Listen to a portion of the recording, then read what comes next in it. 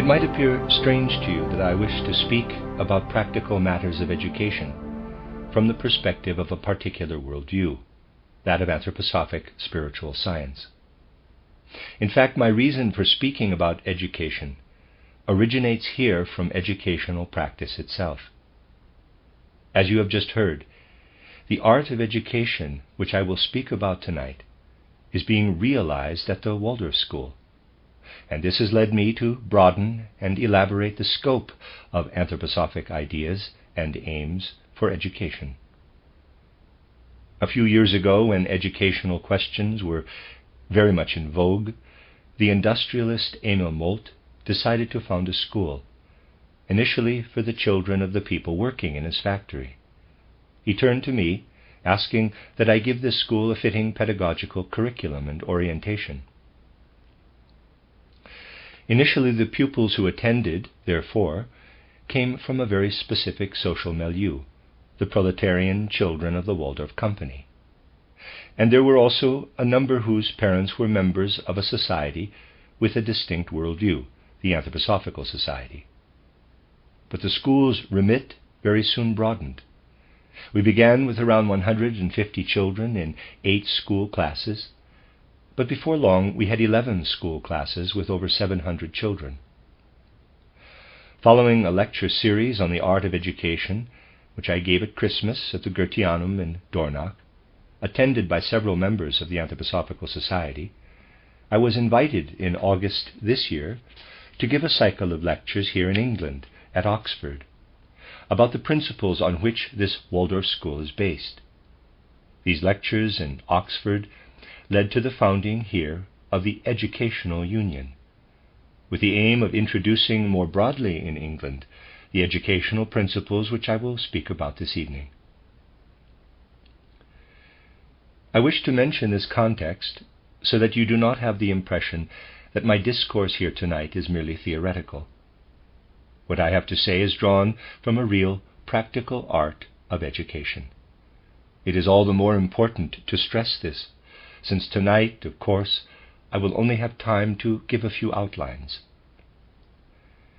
The ideas I describe will inevitably remain incomplete, since the educational principles I will speak of are not a fixed program, but a living practice. And this means that one can only offer examples drawn from this practice. It is, of course, easier to start from a theoretical program and offer general phrases, general maxims. But this is not possible in relation to the distinctive nature of the educational principles on which the Waldorf School is based, as I have said. This form of pedagogy and education has arisen from a spiritual, scientific worldview, one which can lead to real insight into human nature, and thus also to real insight into the nature of the child. When a painter or an artist in another medium practices his art, he needs to develop 2 capacities. Firstly, let's take the example of painting. He needs a certain skill in observing color and form, must be able to create his works out of the nature of form and color.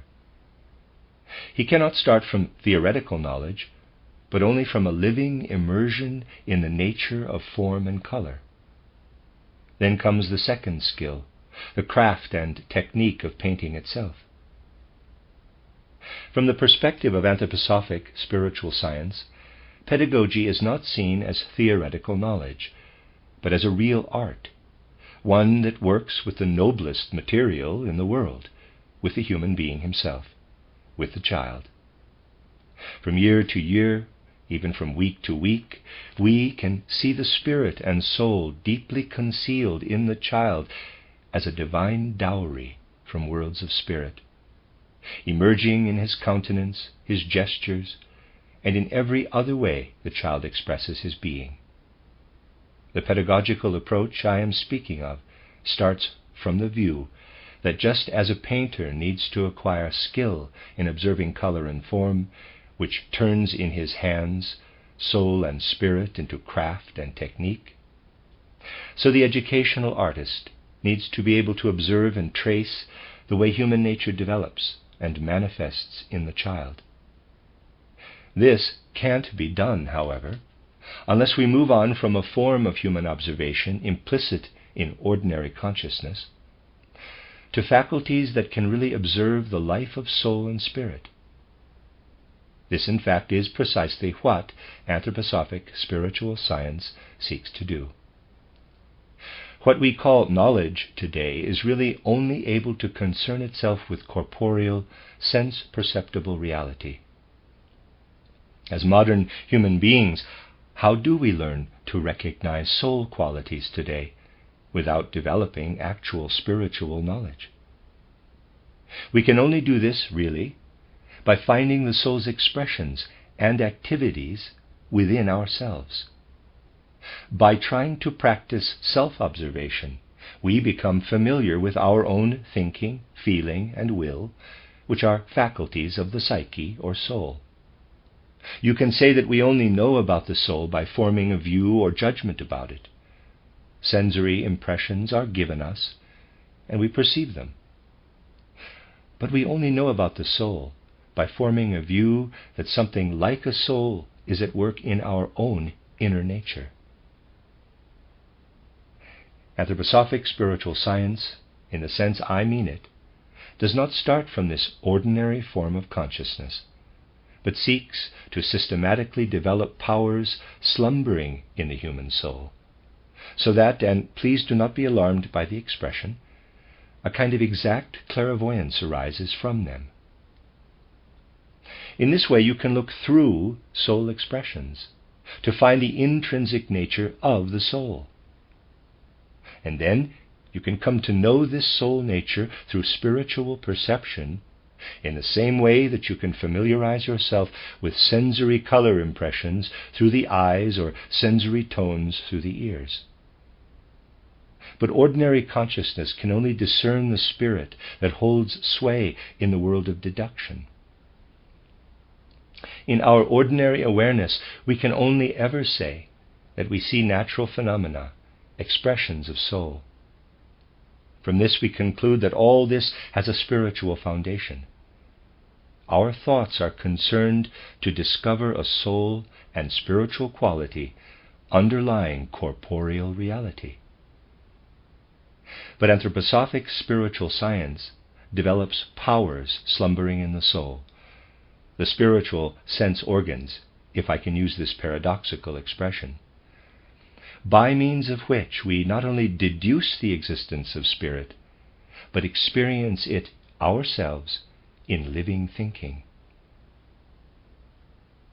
Only when one perceives the soul, when one experiences the spirit in living thinking, can one gain real insight into the human being.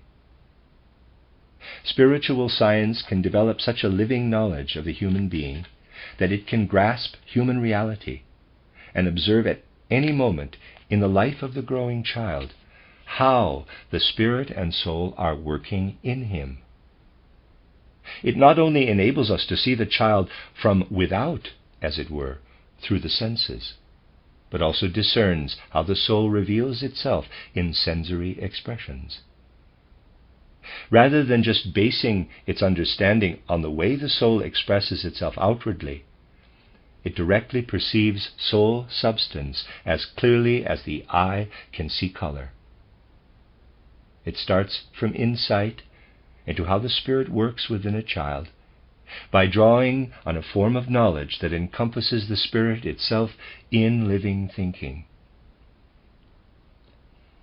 The art of education I am speaking of is therefore based on living knowledge of the human being, on insight into the developing child at every moment of life.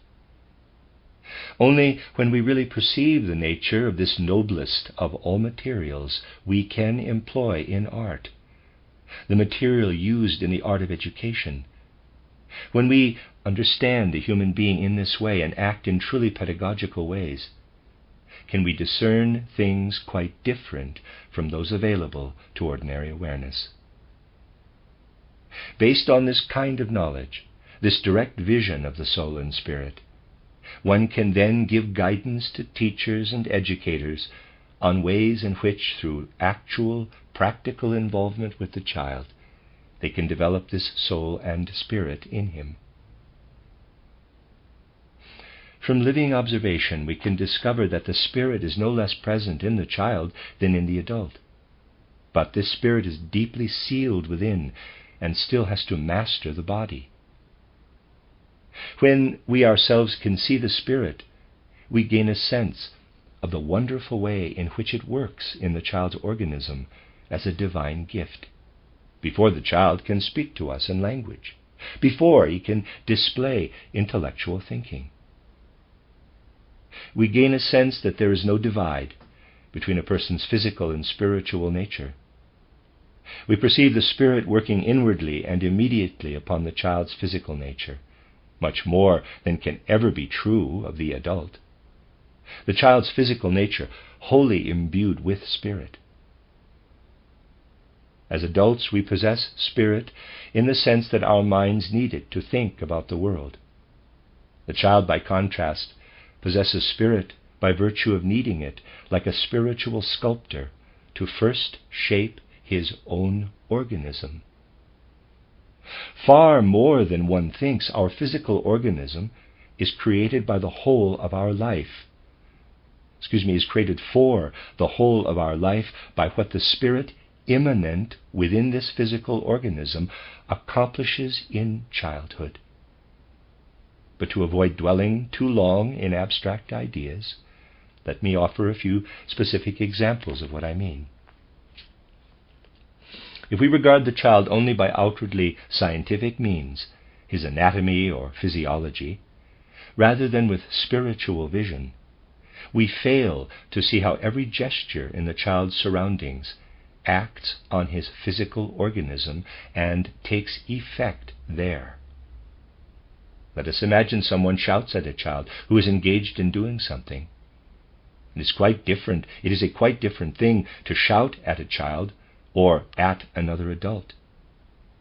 If we shout at the child, we should remember that his organism is, as yet, in a quite different condition from the adult. The adult's sense organs are focused at the surface of his organism, and the impressions he receives through them are mastered by his intellect.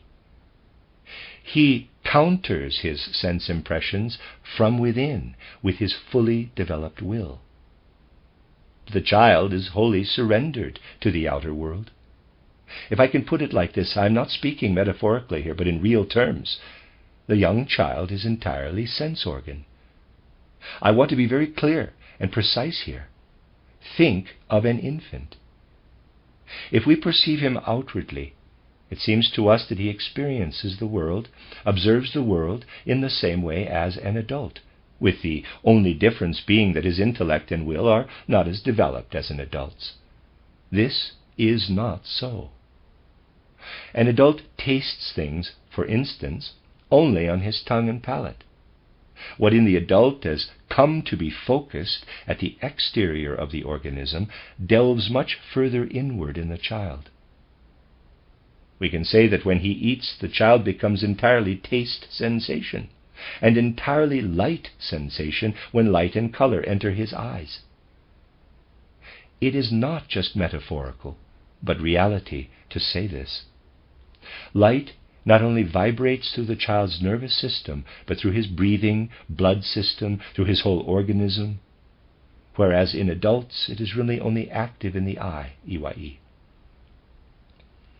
The child is entirely sense organ. And in the same way that the eye is given up entirely to the world and light phenomena, the young child lives entirely in his surroundings. He bears within him spirit so that he can absorb all that lives in his physical surroundings with his whole organism. So imagine that you shout at a child. His organism responds in a very particular way. Something vibrates within him in a much stronger way than in adults, who can resist this through the powers active within them. Your shouting will cause something like a faltering of the child's soul spiritual life. And the effect of this will be transferred directly to his bodily organism. If we shout at a child often and also alarm or frighten him, we are not only affecting the child's soul, but his whole physical organism. The health of an adult right into old age lies in our hands and is strongly affected by how we behave in his proximity. The most important aspect of educating a child in infancy is how adults themselves behave around him. If a child is exposed to perpetual hurried activity and busy rush, everything around him quick and fleeting, his whole physical organism will acquire an inclination to rush inwardly too. If we have developed discernment for the activity of soul and spirit in a child, we can tell by the time he is 10 or 11 whether he has lived in a restless, hurried environment, or one more calmly measured, or one where activities were too slow or static. We can tell this from the way the child walks, from his step. A child who has grown up in surroundings where things were too rushed and where impressions kept rapidly changing will step softly and tentatively, not firmly. How a child absorbs his surroundings works right through his physical organism, into his step, his way of walking. We will find that a child in surroundings that have not offered enough stimulus, but have left him perpetually bored, will by contrast later walk with a far too heavy tread. I mention these examples because they are especially striking and show how we can become more subtly observant of children. In infancy, the child is what I would call an imitative being. He imitates his whole surroundings. But he also looks to the adult to imitate what he should feel inwardly or morally. Let me give an example of this. A father once came to me and told me that his son had always been a good boy, behaving in ways that elicited his parents' approval. But now suddenly, said the father, he has been stealing money. If we have some real knowledge of a child at this age, we will immediately ask something like this: where did the child take the money from? It turns out that he took it from a drawer where his mother keeps it, taking money out of it every day. The child is an imitative being, given up to his surroundings, as soul-imbued sense organism. He brings his own being into movement to do the same as what he sees going on around him. In the first phase of childhood, exhortations, commands, and prohibitions have little meaning for him. They do not take root in his soul very strongly. The child is oriented only to what he perceives in his surroundings. But we have to remember that he sees things far, far more accurately than the adult, even though what he perceives does not come to full awareness. All he perceives around him shapes and informs his organism, and so his whole organism becomes a reflection of what he perceives. In modern views, we greatly overvalue inheritance, genetics. Seeing what someone is like later in life, we assume that he is the way he is mostly because of purely physically inherited characteristics. But someone with the capacity to observe the child properly and to understand human nature will see how the child's muscles develop in response to impressions he receives from his surroundings, to the way we treat him with gentleness, love, or in other ways, how his breathing and blood circulation develop according to the feelings the child experiences. If a child often experiences someone approaching him lovingly and instinctively finding a tempo of experience with him that nurtures his inner being, the finer, subtler aspects of his respiratory system will develop in a healthy way. If you wonder where an adult acquires the foundations for a healthy physical organism, you should look on the effect his surroundings had on him as a child, when he was one entire sense organ. The words, gestures, the whole behavior of people around him, and how this worked upon his muscles, blood circulation, and breathing. You will find that a child is not only an imitator as far as his language development is concerned, which relies entirely on imitation once the child has developed and strengthened his speech organs, but that the child's whole physical body and its subtler patterning is an imprint of what we do around him. And therefore, the way we live right through into old age, which is bound up with us having a stronger or weaker physical organism, and the extent to which we can depend on this, is something we owe, for good or ill, to the impressions our surroundings made on us when we were infants. I'm speaking here of the first phase of childhood, when we are imitative beings. Real insight into human development shows that this lasts from birth to the change of teeth, until the age roughly of 6 or 7. After the age of 6, the child changes in more ways than are commonly realized. I will describe the child's further development along with sure foundations for educational practice and a real art of education in the second part of the lecture, after the first part has been translated. Around the age of 6 or so, at second dentition, this physical sign of change accompanies a deep-seated transformation of the child's being. Essentially an imitative being until the change of teeth, and dependent on the powers of imitation for developing his physical organism, the child around 6, at the change of teeth, starts no longer to be physically surrendered to his surroundings, but instead to need to give his soul life to them.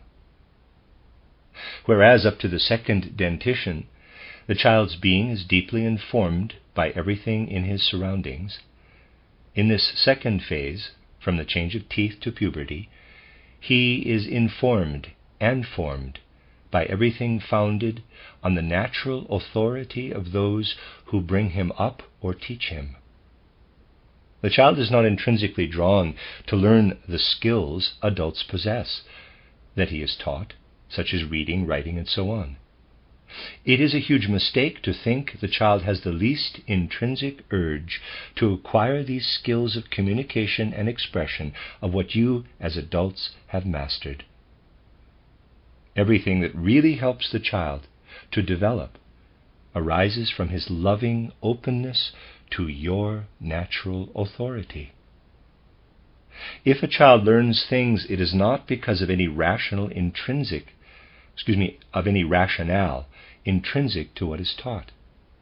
The child learns because he sees that the adult knows these things and can do them, and because he hears from the adult, who is his unquestioned authority as a teacher, that this or that is the right thing to do, and the right way to do it.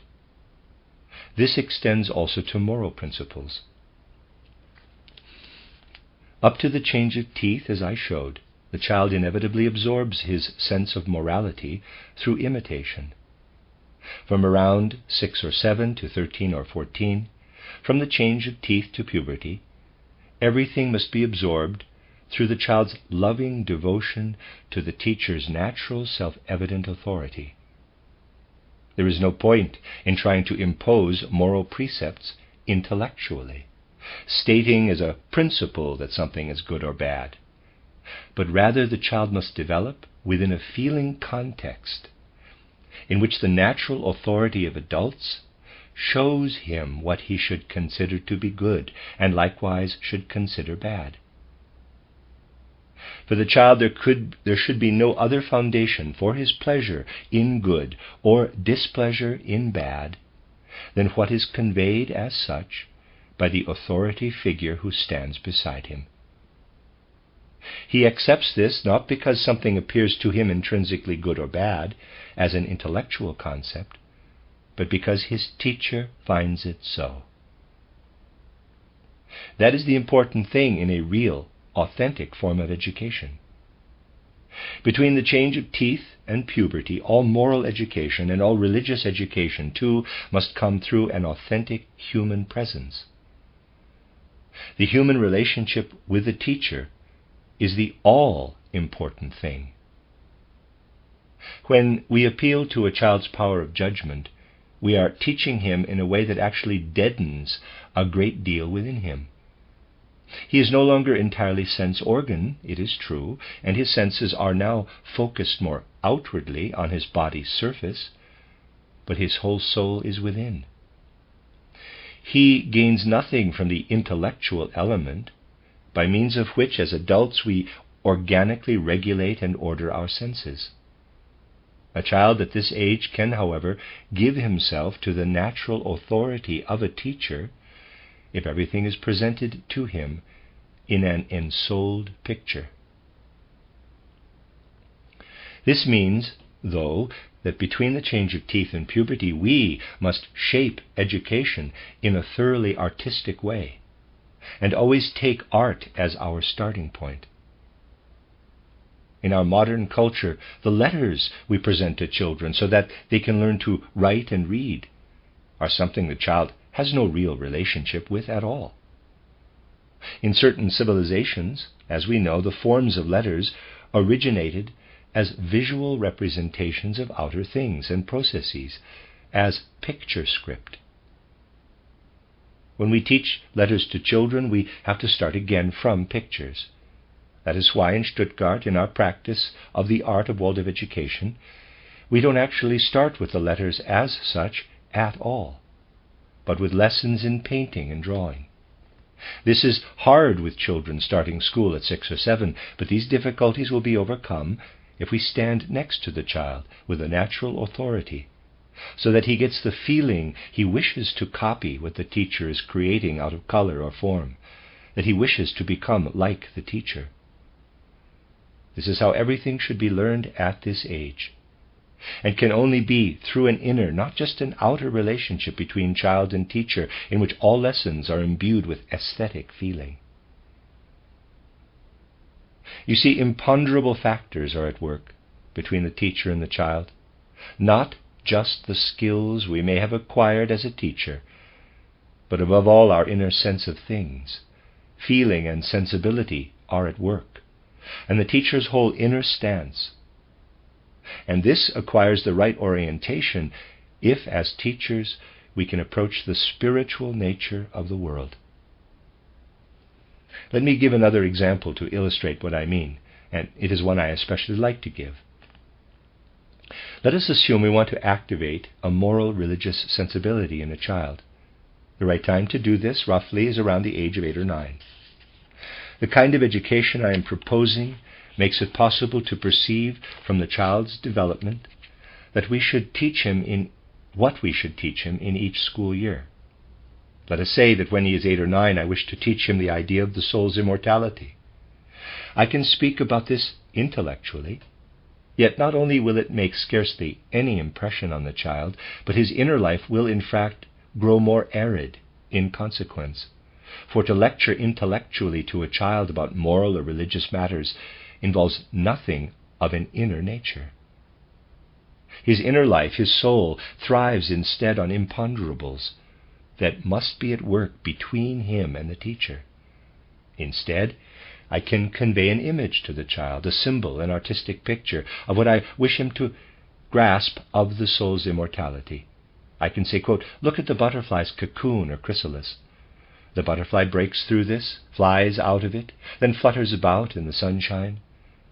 The same is true of the human soul. It lives in the human organism as the butterfly does in the cocoon. And when a person dies, it leaves the organism and henceforth moves through a world of spirit." Close quote. But there are 2 ways in which one might do this. As a teacher, it is rather easy to think oneself very clever, to think I am clever while the child is not, and he cannot understand my clever or complex ideas about the soul's immortality. I will therefore make these concepts into a picture for him, so that he can grasp them in that lesser form.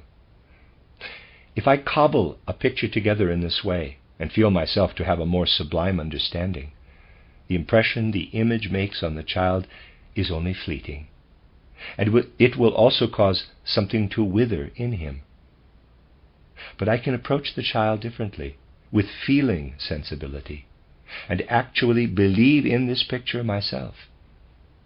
I have not, I realize, fabricated it, but divine spiritual powers themselves place this butterfly cocoon and the emerging butterfly into the natural world, offering me a picture, an authentic one, something that lives in nature and embodies what I need to understand of the soul's immortality. I encounter the immortality of the soul at a simpler, more primitive level in the emerging butterfly. God Himself wished to show me this. You see, only if I myself believe in the images I convey to children will this remarkable, invisible, supersensible connection exist between us. And if I present to children something that really is my own deeply held view, this picture will take root in them and remain in them throughout their lives, developing as they do. If between the change of teeth and puberty we can transform everything into pictorial teaching of this kind, then we succeed in avoiding the inculcation of fixed concepts or precepts the child is supposed to adhere to in exactly the same form. Doing so, it is like trying to harness a hand to a machine so that it cannot freely develop according to its own laws. Instead, we should convey inwardly mobile concepts to the child that grow as limbs do. And then what is presented in this way can change and grow through the decades, becoming different when someone is 18 or 20, and quite different again when he is 40. But to fully understand what is needed here, so that it really enters the whole art of how we teach, we need to do more than just observe the child in the present moment, and ask what he needs and what developmental powers are currently at work in him. We also have to survey the whole of life. Let me give an instance. Let us assume that we succeed, between the change of teeth and puberty, in eliciting the child's inner sense of devotion to the teacher, as I described. The inevitable later consequence of this appears in a particular kind of strength and quality. Those who have some insight into such things will know what good fortune it is in much later life if they had the chance in childhood to look up to someone in reverence. Imagine, perhaps, that a child hears he will soon see a much revered relative whom he has never met before. He is going to be allowed to visit him. After everything he has heard about him, the whole picture that has been conveyed to him, he makes his way to see this relative. In shy awe he sees the door opening. To look up to someone or something with such reverence is a huge thing. And in the soul of those who have had the good fortune to do so, something takes deep root and bears fruit much later, very late sometimes, in life. The same is true of everything that has been conveyed to the child in mobile, living concepts, rather than being inculcated or imposed on him. If a teacher manages to enable children to really look up to him as a natural authority, this engenders in them something I would express as follows. We know that there are people who at a certain age are a boon for the people around them. They may not say very much, but their words are a blessing to others. There is something in their voice rather than the content of what they say. It is a blessing for children to come close to such people. If we look back to the childhood of someone with this quality, who may now be 50 or 60, and see what he was given between the change of teeth and puberty, what he learned then, we will find that he learned to revere, learned a moral reverence, which taught him to look up in the right way to the higher powers in the world. He was someone who learned to pray in the right way, if I can put it like that. The reverence that develops through learning to pray truly is transformed, when he is older, into powers of blessing, into powers that make him a boon and a blessing for all around him. And I would say this too, to make it as vivid as possible. Someone who has never learned to fold his hands in prayer as a child will never develop the strength in later life either to pour out blessings upon others. Instead of forming a few abstract ideas and foisting these upon the child, therefore, we need to know how to work in a way that will develop something in his soul and be fruitful for him throughout his life. Thus, instead of inculcating abstract reading and writing directly, we start with writing, but conveyed artistically, allowing all the abstract letters of our alphabet to arise from pictures. And by teaching children to write in this way, we meet their need to be fully, actively involved, rather than just to use their head and faculties of observation. When a child learns to write in this way, out of pictures and with his full involvement, we give him what he needs. Once he has learned to write, he can then learn to read. Those who are too deeply rooted in mainstream education today will be worried that children would learn to read and write more slowly by this method. But it is worth questioning whether the age and speed of learning these skills is right in modern education. Basically, the child should only begin learning to read after the age of 7, and in a way that develops everything out of a pictorial and artistic element.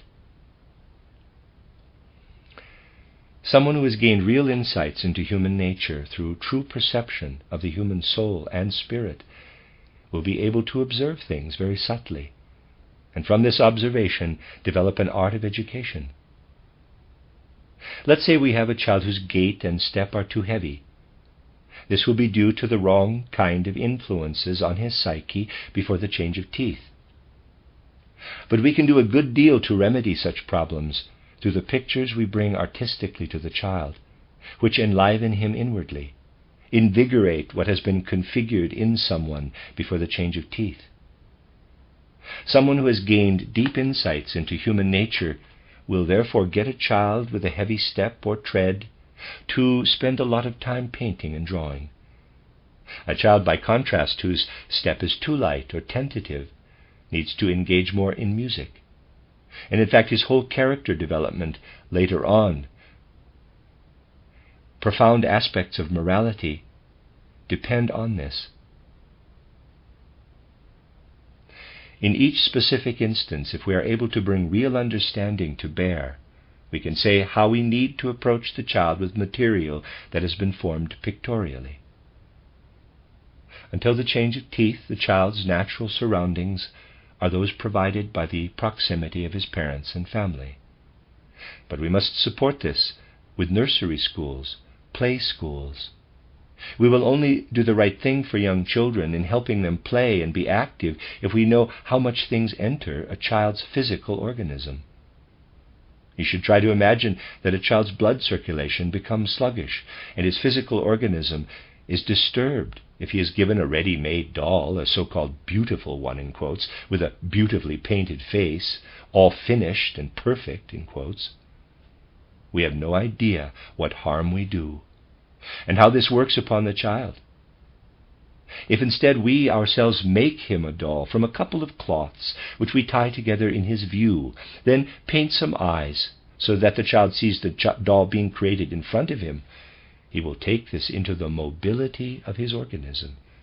It will pass into his blood and his breathing and have an enlivening effect. Let's say we have a melancholic child before us. Someone who thinks in external ways rather than with soul vision will say that the darkness in a melancholic child must be alleviated by having very lively colors in his surroundings, toys colored yellow and red perhaps, and bright clothes, as vivid as possible to awaken the child from his melancholic state. No, that's wrong. You see, this would just give the child an inner shock, driving all his life forces in the opposite direction. Instead, we should surround a child who is melancholic or introvert with blue or purple colors and toys, and we should stimulate a child who is inwardly active by surrounding him with bright colors.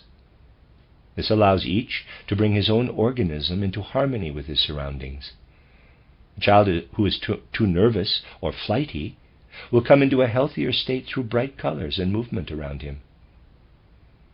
True insight into human nature, therefore, gives us direct help for the smallest details of our educational practice. If we educate in this way, we can see that ordinary assumptions about what a child learns at any age, what we should foist upon him, and how we should go about it, may need to be reconsidered. You see, a child can only draw from his surroundings what is already present as potential in his organism.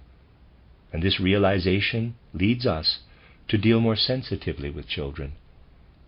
Think of a child who tends to work in small or fine detail artistically, rather than to be robustly active in the material world.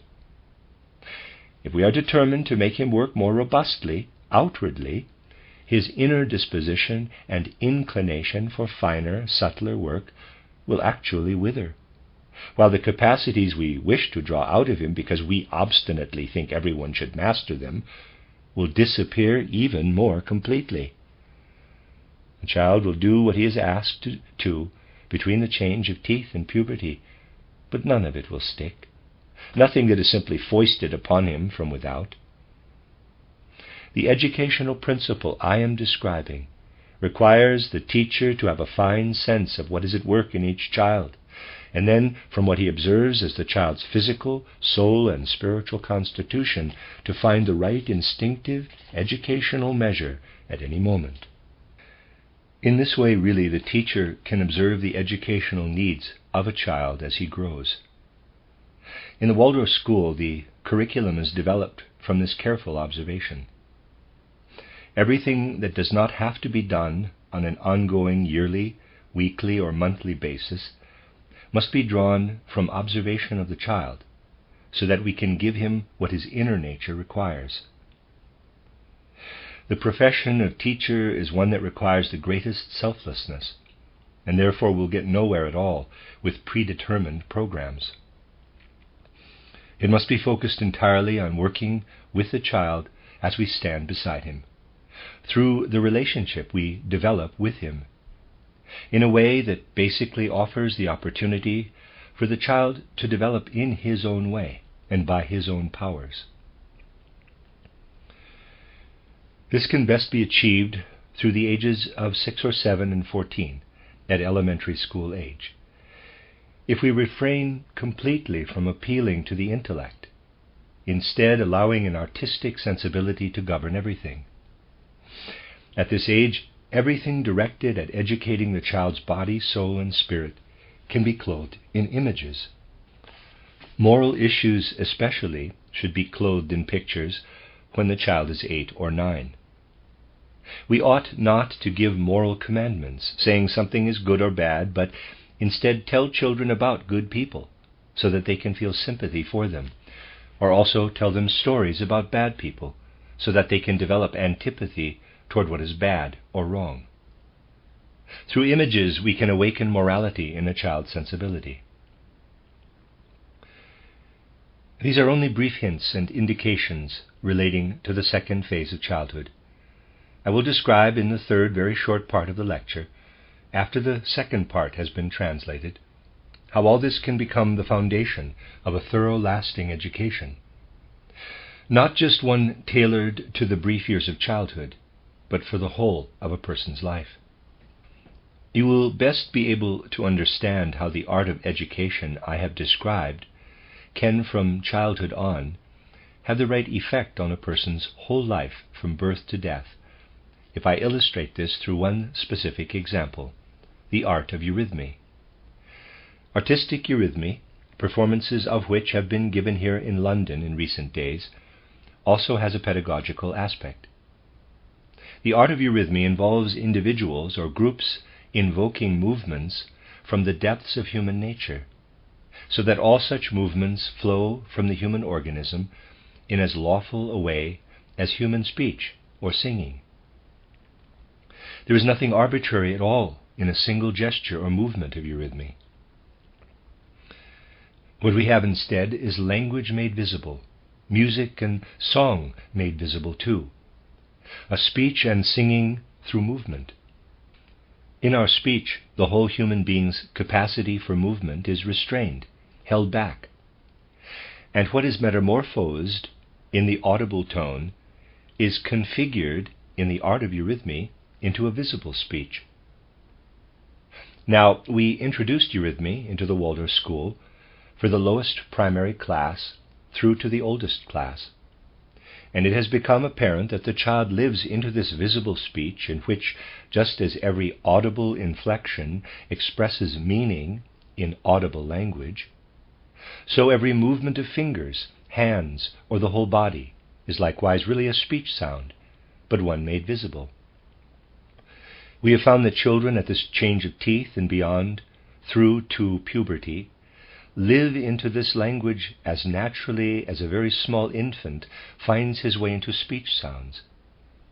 It becomes evident that the child's whole organism of body, soul, and spirit, for you see, eurythmy is at the same time a kind of gymnastics for the soul and spirit, finds its way into this eurythmy language in as self-evident a way as ordinary language was acquired.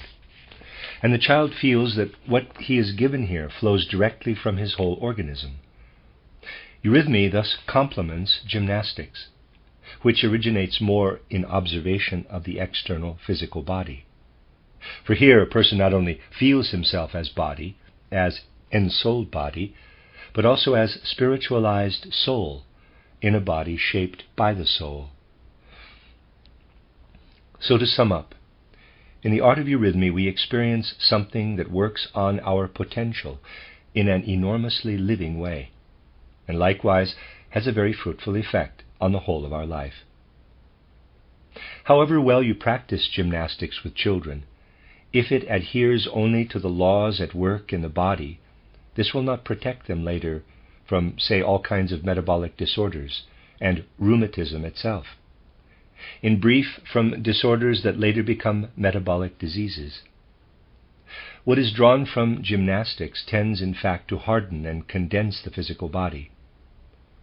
But if you draw every single movement from the spirit and soul, this will give a person mastery of the mind and body throughout his life. External gymnastic movements in childhood will not prevent a 60-year-old body from becoming frail.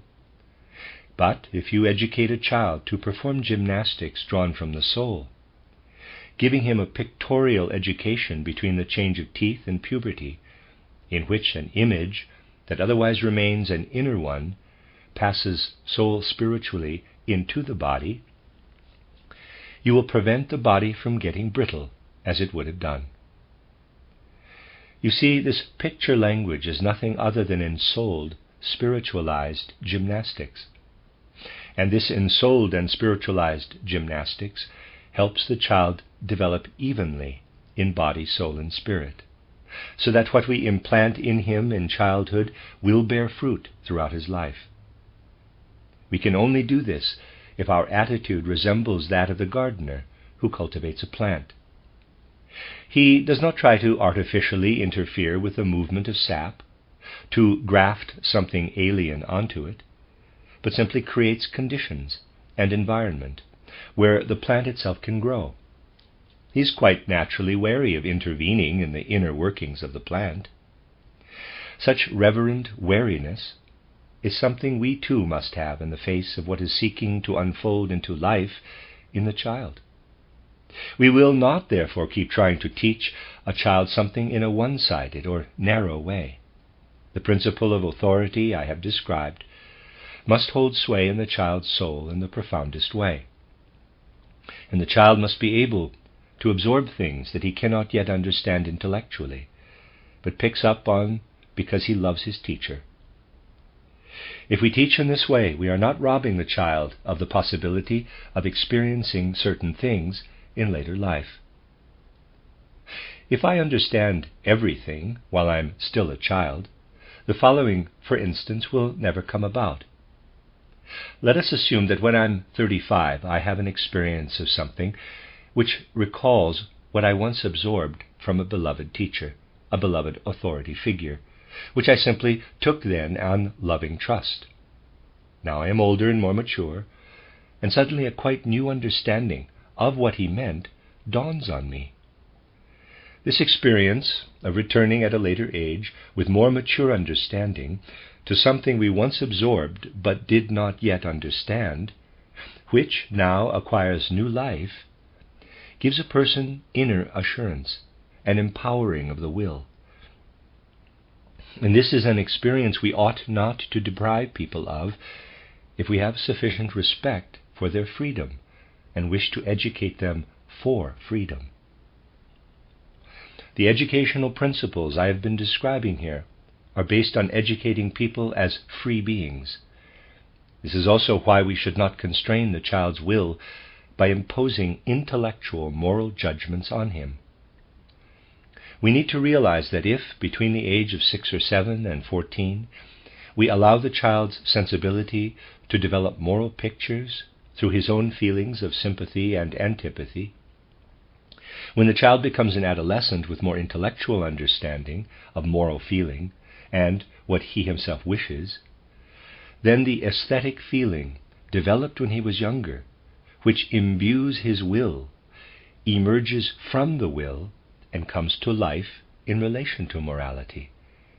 And because it kindles in a living context, in freedom, it endows a person with strength and inner certainty.